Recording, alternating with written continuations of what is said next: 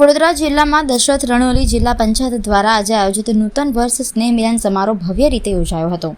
કાર્યક્રમમાં ભાજપની સંગઠન શક્તિ, કાર્યકર્તાઓનો ઉત્સાહ અને લોકસંપર્કની ઉર્જા સ્પષ્ટપણે ઝળહળી ઉઠી હતી. આ પ્રસંગે મુખ્ય અતિથિ તરીકે વડોદરા જિલ્લા ભાજપ પ્રમુખ રસિક પ્રજાપતિ, વાઘોડિયા વિધાનસભા ધારાસભ્ય ધર્મેન્દ્રસિંહ વાઘેલા, આરોગ્ય સમિતિના ચેરમેન નરેન્દ્ર રોહિત તેમજ જાણીતા સામાજિક કાર્યકર્તા વિરેન્દ્રસિંહ જાડેજા ઉપસ્થિત રહ્યા હતા. કાર્યક્રમમાં તાલુકા પંચાયત ચેરમેન બિરેન પટેલ, તાલુકા પંચાયત સભ્ય સુનિલ પ્રજાપતિ, જિલ્લા યુવા મોરચા પ્રતિનિધિ મયુરભાઈ, વક્તા તરીકે મધુબેન સોલંકી અને દિલીપ ભટ્ટ તેમજ સરપંચો રૂમલબેન પટેલ અને મીનાબેન સોલંકીની હાજરીએ કાર્યક્રમને વિશેષ ગૌરવ પ્રાપ્ત કરાવ્યું. દશરથના ડેપ્યુટી સરપંચ તથા મોટી સંખ્યામાં ગ્રામજનો અને કાર્યકર્તાઓની ઉપસ્થિતિએ સમગ્ર કાર્યક્રમને પારિવારિક અને ઉત્સવી માહોલમાં ફેરવી દીધો હતો. સ્નેહ મિલન સમારોહના અંતે સૌએ સંગઠનની એકતા અને સેવા ભાવનાના સંકલ્પ સાથે નૂતન વર્ષના શુભેચ્છા વિનિમય કર્યા હતા. આજના ભારતીય જનતા પાર્ટીના જિલ્લા પંચાયત દશરથ અને રણોલી ખાતેના સ્નેહ મિલન સમારંભનો કાર્યક્રમ રાખવામાં આવ્યો. ખૂબ મોટી સંખ્યામાં જિલ્લા પંચાયત સદસ્યશ્રીઓ, તાલુકા પંચાયત સદસ્યશ્રીઓ, સરપંચશ્રીઓ, જિલ્લાના પ્રમુખશ્રી રસિકભાઈ, તમામ લોકોએ હાજર રહીને વધારેલ સૌ કાર્યકર્તાઓને નવા વર્ષની ખૂબ ખૂબ શુભકામનાઓ પાઠવી.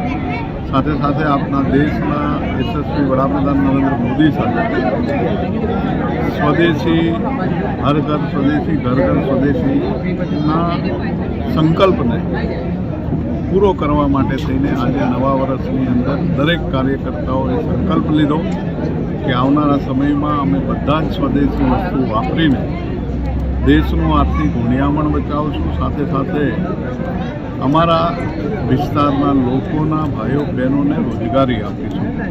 એમની રોજગારી માટે થઈને દરેક વ્યક્તિ સ્વદેશી વસ્તુઓ વાપરશે એવા સંકલ્પ સાથે આજનું આ નવું વર્ષ ઉજવવામાં આવ્યું. સાથે સાથે ખૂબ મોટી સંખ્યામાં કાર્યકર્તાઓ ભેગા મળીને પ્રીતિ ભોજન સાથે આ કાર્યક્રમને સંપૂર્ણ કરવામાં આવ્યો. બીજું, બાજવા અને છાણી રોડ ખરેખર ઘણા વર્ષથી આ બહુ વિકટ પ્રશ્ન હતો. એમાં અમારા પત્રકાર મિત્રો, કાર્યકર્તાઓ, બાજવાના રહીશો બધાની રજૂઆત હતી કે આ બાજવા છાણી રોડ જે મંજૂર આપણે ડામરનો કરાયો હતો, ડામરનો નહીં પણ આરસીસી રોડ બનવો જોઈએ અને જે હયાત રોડ છે એ પ્રમાણેનો થવો જોઈએ. એની જે તમામની રજૂઆતો હતી એની રજૂઆત અમે કમિશનરશ્રીને કરતા કમિશનરશ્રીએ આ કામની મંજૂરી આપી દીધી છે. ટેન્ડર પ્રક્રિયાની અંદર આ કામ છે. ટૂંક સમયમાં ટેન્ડર પ્રક્રિયા પૂરી થયા પછી બાજવા છાણી રોડ આરસીસી રોડ બનશે. એમાં કોઈ શંકાને સ્થાન નથી અને આ રોડ બનાવીને જ અમે રહેશું, કારણ કે અમારા વિસ્તારના લોકોની માગણી છે અને એ માગણી પૂરી કરવી એ મારી ફરજમાં આવે છે. અને અમારા બાજવાનો જે રીતે બ્રિજ પૂરો કરાયો એ જ રીતે આ છાણી બાજવા રોડ પણ આરસીસી બનાવીને પછી જ અમે જંપીશું, ત્યાં સુધી જંપીશું નહીં. અને આ કામ ઓલરેડી મંજૂર થઈ ગયું છે. ટૂંક સમયમાં ટેન્ડર પ્રક્રિયા પૂરી થાય અને વર્ક ઓર્ડર લેવલે આવ્યા પછી ખાતમુહૂર્ત કરીને આ કામની શરૂઆત કરશું. એ જ રીતે અમારા દશરથની જે વર્ષોથી માગણી છે પાણી અને જીએસએફસીના કારણે જે કંઈ પાણીના સ્થળો ખરાબ થયા છે, નોટિફાઈડની ગ્રાન્ટ વર્ષોથી જીએસએફસીએ આ વિસ્તારના ગામોમાં આપી નથી.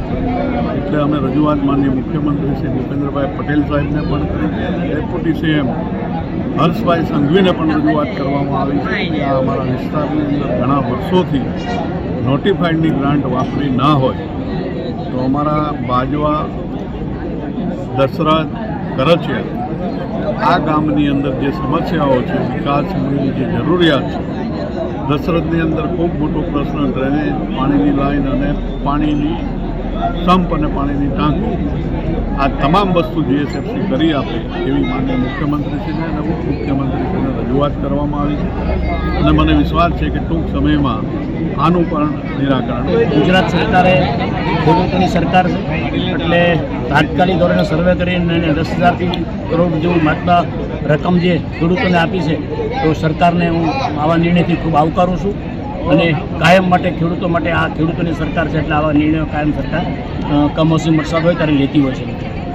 અને વિશેષ વાત આત્મનિર્ભર સંકલ્પ અભિયાન નિમિત્તે જે વડોદરા જિલ્લાની અંદર આ સ્નેહ મિલનના કાર્યક્રમો ચાલી રહ્યા છે ત્યારે આ દશરથ અને રણોલી જિલ્લા પંચાયતની અંદર સ્નેહ મિલનનો કાર્યક્રમ હતો.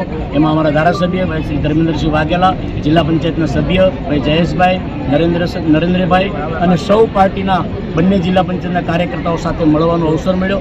અને આ અવસરના સાથે સાથે સરકારને એક હર ઘર સ્વદેશી ઘર ઘર સ્વદેશીનો એક નારો હતો કે આપણા જ વિસ્તારમાં બનતી વસ્તુનો વપરાશ થાય અને એ નિમિત્તે મળવાનું થયું અને સૌને આ નવા વર્ષની શુભકામના પાઠવું છું. અસ્તુ ભારત માતા કી જય, વંદે માતરમ.